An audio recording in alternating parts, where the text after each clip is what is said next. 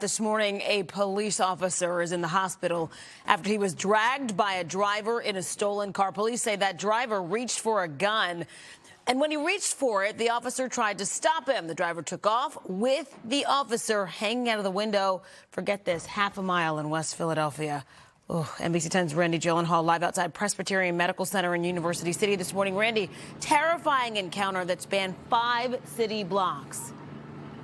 Yeah, so this officer literally dragged along the pavement for all of that distance. As you mentioned, a half mile. He was taken here to Penn Presbyterian Medical Center. Despite some cuts, bumps, and bruises, he was able to make this arrest. He's doing okay. He's credited with getting a stolen gun and a violent suspect off the street.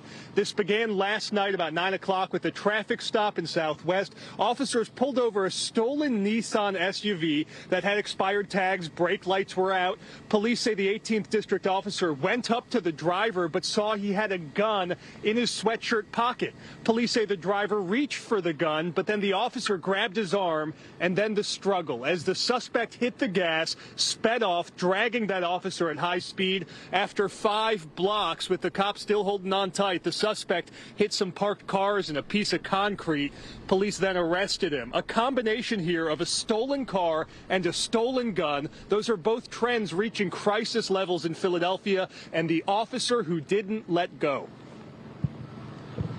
Just imagine, he was in that vehicle, partially in the vehicle, leaning on the driver, holding on for his life, holding on to the gun that turned out to be a stolen gun, and his legs were out of the driver door from 53rd in Baltimore to 48th in Baltimore.